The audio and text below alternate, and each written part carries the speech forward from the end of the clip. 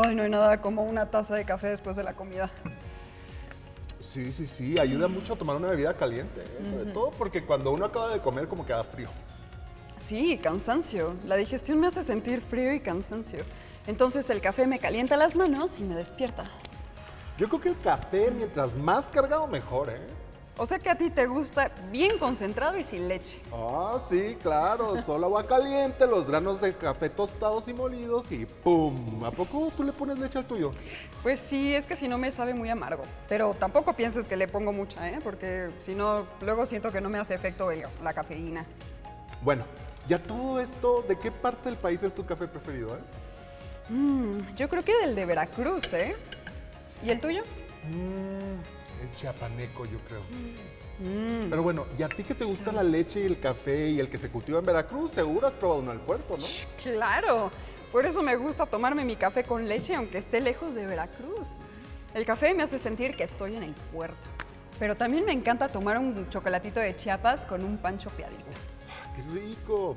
Es que en México tenemos la ventaja de contar con una gama de sabores. Ay, sí. Solo es importante recordar que el chocolate sí es autóctono de América Latina y el café no. Pero bueno, a todo esto, ¿qué tiene que ver esto con el pensamiento matemático de Mara? Ay, Ernie, ya te he dicho que las matemáticas están en todo, hasta en el café. Y justo hoy vamos a hablar de eso. Mira, vamos a ver la siguiente cápsula. Aunque México está entre los 10 primeros países productores de café, esta planta no es de origen mexicano. A finales del siglo XVIII, la planta del café llegó a México proveniente de las Antillas, que es un grupo de islas en el Caribe entre las que está Cuba. Allí también se producía el algodón y otros cultivos, pero fue justamente en esta época cuando la producción de café tuvo un gran auge en esta parte del mundo. De allí que la planta del café llegara primero a Veracruz y después al resto del país. Aunque el origen de la planta del café se encuentra en África, se cree que el consumo del grano como lo hacemos ahora comenzó en Arabia. La evidencia demuestra que alrededor de la mitad del siglo XV, las personas que vivían en la península arábiga tostaban, molían y utilizaban esta parte de la planta del café para crear bebidas estimulantes. Para el siglo XVI, el café ya estaba presente en Turquía y en el norte de África. Fue hasta inicios del siglo XVII que el café llegó a Europa para, posteriormente, llegar a América. Aunque hay varias especies de la planta de café, el que bebemos en realidad puede provenir de dos de ellas, que son las más comerciales: la Coffea canephora y la Cafea arábica. Sus árboles pueden crecer hasta 5 metros y sus hojas son brillantes y de color verde oscuro. Por lo general, las plantas de café crecen a la sombra de otros árboles más grandes, lo que hace que a esto se le llame café de sombra.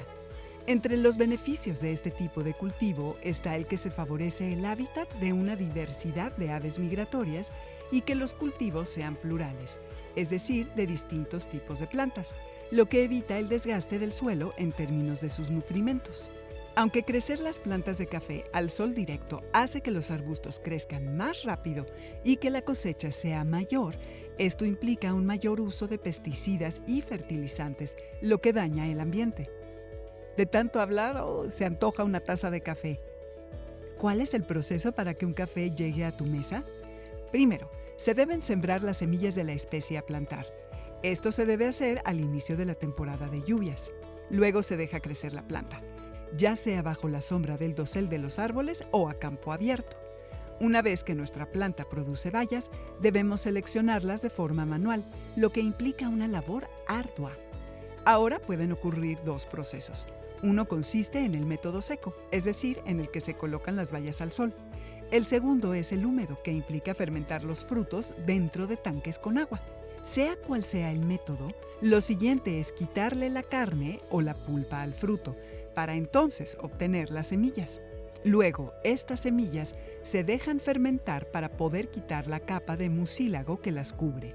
Una vez hecho esto, las semillas son lavadas y después secadas. Acto seguido, las semillas del café deben ser tostadas. Esto se puede realizar por quien produce el café o por quien lo compra. De este paso, del tostado, depende el sabor de la bebida, pues es justo aquí cuando la semilla cambia en su forma física y química. Cada una de las semillas debe alcanzar al menos una temperatura de 200 grados para así favorecer que el almidón en su interior se rompa en estructuras de azúcar más simples. Es justamente este proceso químico lo que hace que el café sea de ese color, café. Dependiendo del tono del café es que se le da el nombre, que va del ligero, medio, medio oscuro, oscuro y hasta el muy oscuro. Los tonos oscuros suelen tener menos fibra y un sabor más dulce, mientras que las formas más ligeras tienen un sabor fuerte por las sustancias ácidas que no fueron modificadas por haber estado expuestas por poco tiempo a altas temperaturas. Una vez terminado el proceso de tostar, el grano es molido y luego puede ser mezclado con agua bien caliente. Hay muchos métodos para mezclar esta molienda con el agua y la elección de cada uno de ellos dependerá del gusto de quien consume la bebida. Así que, a disfrutar. Dismara, ya hablamos del café con leche y del café sin leche, pero nos faltó hablar del café de olla, ¿eh? ¿Cómo pudimos olvidarlo? Si es delicioso. Que si el piloncillo, que si la canela. Nunca puedo tomar suficiente café de olla, ¿eh? Pero la verdad es que sí hay que saberle calcular a las porciones de los ingredientes porque también uno se puede pasar y queda muy dulce. Sí. Bueno, igual debes saber calcular la del café mismo porque te puede quedar muy cargado o muy diluido. Hacer café en su punto es todo un arte, ¿eh? Y mucha química. Hoy estamos con Lucero Real Cuautle, que es profesora del Colegio de Química. ¿Qué tal, Lucero? Bienvenida al programa. Hola, ¿qué tal? Un gusto estar aquí. Gracias por la invitación. Es un gusto tenerte. Hoy nos puedes platicar qué es una mezcla. Para que nosotros entendamos qué es una mezcla, primero tenemos que recordar que la materia, que es todo lo que tiene masa y ocupa un lugar en el espacio, la clasificamos en sustancias puras, que son los elementos y los compuestos, y en mezclas, que están constituidas por una combinación física de estas sustancias en proporciones variables. Por ejemplo, si combinamos agua con sal y echamos una cucharadita, lo agitamos, eso es una mezcla, estoy haciendo un agua salada, pero puedo prepararla también con 2 cucharaditas, es una proporción variable. Y las clasificamos en homogéneas y en heterogéneas. ¿Y cuál sería la diferencia entre esas dos? Ok, las mezclas homogéneas tienen una composición uniforme y físicamente yo puedo apreciarlas como una sola fase, es decir, toda la mezcla la veo con las mismas características. Por ejemplo, el alcohol de farmacia, que es una mezcla de etanol con agua, físicamente la veo toda como líquido incoloro. Sin embargo, en la mezcla heterogénea, la composición es desigual y veo 2 o más fases, es decir, que yo veo 2 segmentos o más con características físicas diferentes, como agua con piedras, veo una fase sólida y otra fase líquida. ¿Y es posible que una mezcla homogénea se convierta en una heterogénea y viceversa? Y si es posible, ¿cómo es que se logra? Ok, esto va a depender de la naturaleza química de los componentes, de las proporciones que utilicemos, incluso de las condiciones, si quiero conservar sus componentes originales. Por ejemplo, si yo tengo azúcar, que sabemos que es soluble en agua, y la agrego, ¿no?, en un vasito con agua, llega un momento en que si yo echo demasiada, va a sedimentar y voy a ver 2 fases, es decir, tengo una mezcla heterogénea. Sí. Pero si yo lo someto a temperatura, empiezo a calentar y empiezo a agitar, voy a ver que ese excedente se va a disolver y entonces sería homogénea. Y esa misma mezcla, si la enfrío súbitamente, el azúcar va a volver a cristalizar y de nuevo veré 2 fases, sería heterogénea. ¡Wow! ¡Qué bonito! ¿Y las mezclas solo pueden hacerse entre líquidos o entre sólidos? ¿O también se podría hacer como entre gases, por ejemplo? ¿O podría combinarse entre líquidos y gases, no sé, como en diversas mezclas? Sí, podemos combinar distintos estados de agregación. De hecho, el aire que respiramos es una mezcla de gases. Tiene nitrógeno, oxígeno, dióxido de carbono, gases nobles. Entonces, esa es una mezcla de gases. Los refrescos que llegamos a consumir es una mezcla de un líquido con un gas, por ejemplo. Y de hecho, también hay mezclas sólidas. Las aleaciones, como el bronce, es también una mezcla de sólido-sólido, 2 metales. ¿Y podrías decirnos entonces si una mezcla y una solución química es lo mismo? Una solución química, que también se conocen como disoluciones químicas, es una mezcla homogénea. Y para describirlas, nosotros generalmente decimos que están constituidas por un soluto, que es la sustancia que se encuentra en menor proporción en la mezcla, y un disolvente, que es la sustancia que se encuentra en mayor proporción en la mezcla. El soluto se incorpora al disolvente. ¿Podrías decirnos de qué manera las matemáticas nos ayudan a entender las mezclas? Es muy importante. De hecho, para las disoluciones químicas, para nosotros las matemáticas son fundamentales, porque podemos conocer en qué proporción está el soluto presente en la disolución. A este término nosotros le llamamos concentración y lo podemos expresar en porcentaje, por ejemplo, es decir, la cantidad de soluto presente en cada 100 de la cantidad de la disolución. Puede ser en masa con masa, en masa volumen, en volumen. Lucero, muchas gracias por esta parte de la entrevista. Vamos a regresar contigo en un momento y no se vayan porque vamos a hablar del número de Avogadro. Una manera en la que las matemáticas nos pueden ayudar a entender las mezclas es con el número de Avogadro. Y aunque Avogadro sea una palabra que suena muy parecido a abogado, en realidad es el apellido de un físico y químico que vivió entre el siglo XVIII y XIX, llamado Amedeo Avogadro. Una de sus aportaciones fue la de la constante, o el número que lleva su apellido, y que consiste en el número de partículas Que pueden ser átomos o moléculas. presentes en la cantidad de una sustancia de una mol. A ver, vamos por partes. El mol es la unidad con la que se mide la cantidad de sustancia. Así es. Así como el metro es la unidad de longitud o el segundo del tiempo, el mol es la de la cantidad de sustancia. Por sustancia podemos hablar de un elemento o de un compuesto químico. Por ejemplo, los granos de café. El número de Avogadro surge porque a este físico y químico se le ocurrió que el volumen de un gas es proporcional al volumen de átomos que lo conforman. Esto a una determinada presión y temperatura. Aunque fue propuesto para el gas, también lo podemos comprender con estos granos de café. Supongamos que este montículo de café representa un mol. Lo que este número sugiere es que el volumen que ocupa este montículo de café es proporcional al número de moléculas que lo componen. Es así que si tenemos un montículo de granos de café contra 2 veces el montículo de granos de café, pues ambos están bajo las mismas condiciones de presión y temperatura. El volumen del café del primer montículo es menor que el del segundo. Aquí tendríamos un mol contra 2 moles. El número de Avogadro entonces nos dice que en un mol siempre hay el mismo número de partículas, tal como en un metro siempre hay el mismo número de centímetros. El número de Avogadro es 6.022.14.076 por 10 a la 23. ¡Ay, te lo sabes de memoria! Obvio. Oye, pero el que sea un número multiplicado por 10 a la 23 significa que hay que multiplicarlo por un número compuesto por un 1 y varios ceros, específicamente 23 ceros. Esta es la forma clásica que conocemos para hacer una multiplicación, pero te vamos a enseñar una manera muy simple de hacerlo. Lo que debes hacer es recorrer el punto decimal hacia la derecha el número de veces que el superíndice nos indica. En este caso, el punto decimal debe de moverse 23 posiciones. Hagámoslo. ¡Listo! Es así que el número de Avogadro dice que en un mol hay ese numerote de partículas elementales.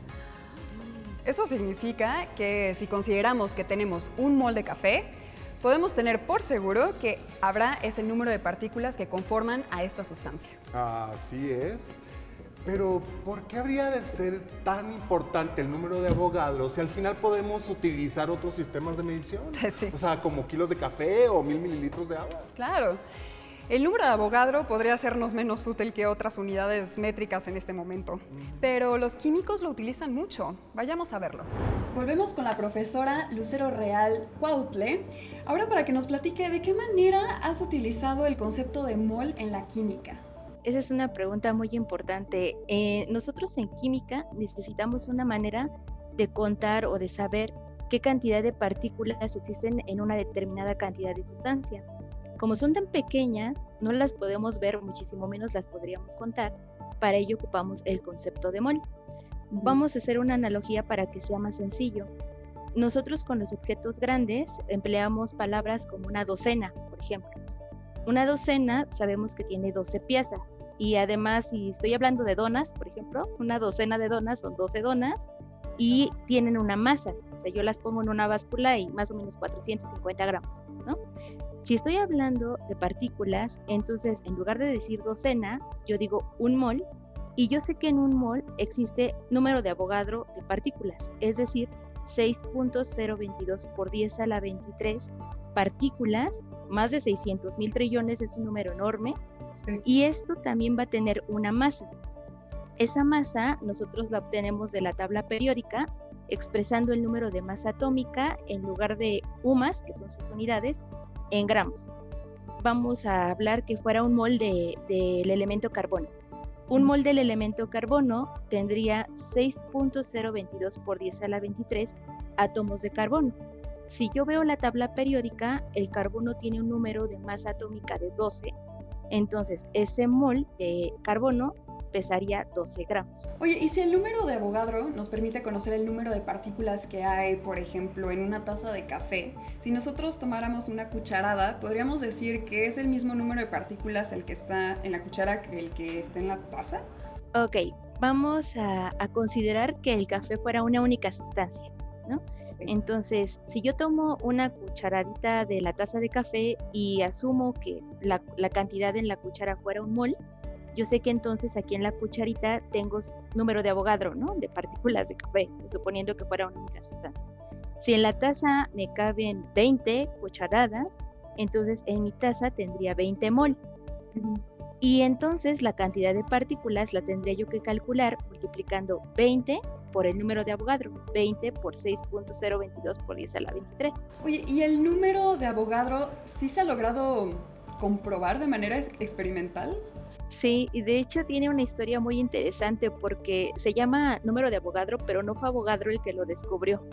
Avogadro planteó su ley que decía que volúmenes iguales de gases diferentes a condiciones normales de presión y temperatura contenían el mismo número de partículas. Durante mucho tiempo no se tomó en serio la idea de Avogadro dentro de la comunidad científica. Tuvieron que pasar aproximadamente 50 años para que comenzara a investigarse este número.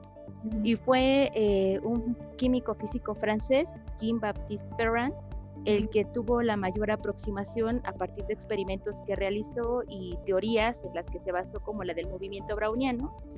Pero el experimento más reciente es uno que se realizó en los últimos años, fue un proyecto internacional que se conoce como el Proyecto Avogadro, donde se creó el objeto más redondo del mundo, que es una esfera de silicio 28 con un peso de 1 kilo. Entonces, por una técnica experimental que se llama difracción de rayos X y conociendo el volumen de la esfera, podemos saber cuántos átomos componen esa estructura, y conociendo la masa de la esfera y la masa de un mol de silicio, yo puedo hacer la división. Puedo dividir el número de átomos de silicio entre el número de mol de silicio de la esfera y obtengo el número de Avogadro. De hecho, en el 2019 se publicó el valor más exacto para esta constante, que es de 6.022-14076 por 10 a la 23 unidades elementales, es decir, partículas por mol. Hemos visto que el número de Avogadro es un número inmenso, es muy imponente y supongo que como estudiante también te impacta mucho ver esa cifra. Entonces me gustaría que nos pudieras dar algunas recomendaciones para los estudiantes a la hora de ocupar el número de Avogadro para realizar cálculos. Bueno, pues primero sería leer con muchísima atención el ejercicio que nos están dando, siempre desmenuzar, ¿no? Poco a poco para escribir los datos, realizar siempre en orden las operaciones sin perder de vista las unidades, para que en el momento de expresar el resultado pues pongamos la magnitud, es decir, el número, con las unidades correctas. Y pues lo más importante, perderle miedo al número de Avogadro, que sí es muy impactante, pero si tuviéramos algún objeto conocido, como para familiarizarnos más con él, si imagináramos que tuviéramos 6.022 por 10 a la 23 donas, por ejemplo, es algo, las donas todos las conocemos, ¿no? Con esa cantidad de donas podríamos cubrir con una capa todo el planeta Tierra, y esa capa tendría un espesor de 8 kilómetros. Eso sería un mol de donas.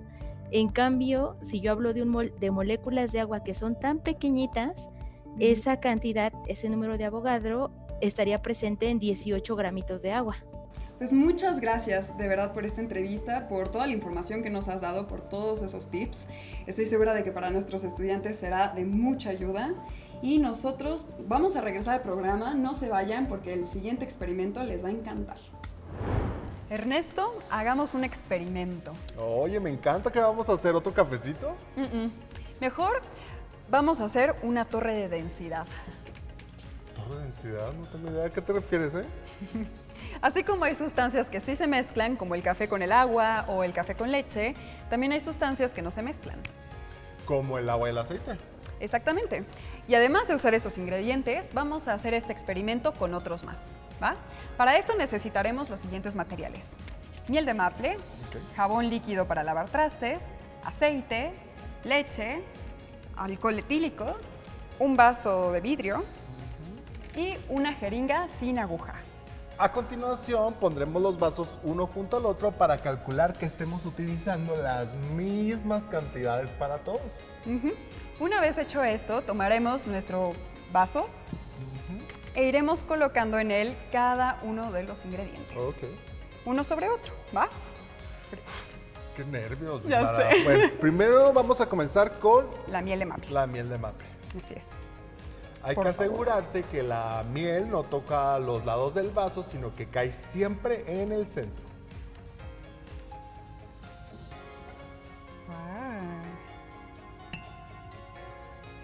Perfecto. Ahora vamos a agregar el jabón líquido con mucha lentitud y paciencia para poder crear nuestra torre de ingredientes líquidos. Ahí está. Uy, esto de la torre de densidad como que me está gustando, ¿eh? Ya sé. Una vez esto, ahora vamos a agregar el aceite. No, no hay que regar. También hay que tomar en cuenta que no debe de tocar los bordes del vaso, ¿eh? Entonces que caiga al centro.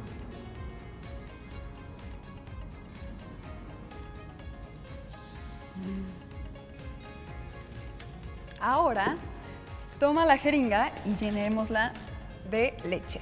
Ok. Vamos a hacer lo mismo que hemos hecho hasta ahora, pero vamos a ocupar la jeringa para agregar la leche. ¿Listo? Acuérdate de que es cerca de cómo llevamos De la la mezcla mezcla. sobre la pared, despacito para que se pueda ver.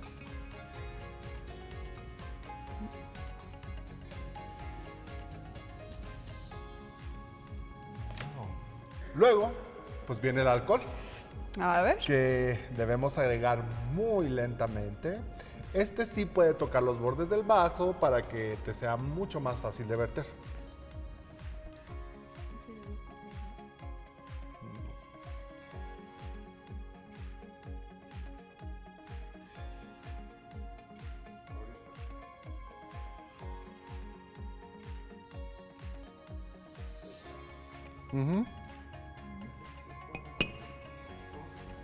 Wow. Parece como una gelatina de Mara. ¿Qué observas? Pues veo cómo se forman las capas entre los ingredientes, ¿eh? ¿Podríamos agregar más ingredientes? Pues sí puedes. Lo importante también es ordenarlos de tal manera que no se mezclen. Como dijimos al principio, así como hay sustancias que no se mezclan como el agua y el aceite, también hay otras que sí lo hacen, como el agua y el alcohol. Ese sí que puede ser un buen experimento para que ustedes lo hagan por su cuenta. Sí. Lo mejor es que nos los compartan a todos nosotros a través de nuestras redes sociales. Otra cosa que también pueden hacer es agregarle objetos a su torre. Por ejemplo, un tornillo y una semilla de frijol y una pelota de ping pong, por ejemplo. ¿Será que flotan o se hunden o que se quedan en alguna de las capas de nuestra torre? Oye, muy bien. También los invitamos a que nos contesten esta pregunta en redes sociales. Cuéntenos qué ingredientes usaron, en qué orden los pusieron, qué objetos agregaron y si alguno de ellos flotó o si todos se fueron al fondo. O sea, ¿algunos se quedaron entre las capas? Escriban sus respuestas con el hashtag elemental para que podamos leerlas. Y si pueden, incluyan una foto de su torre de densidad. Con esto terminamos el programa de hoy. Recuerden visitarnos en las distintas redes que están apareciendo en pantalla. Estamos en la página de internet de jovenesencasa.cep.gov.mx. Y también en Facebook y YouTube. Adiós. Adiós.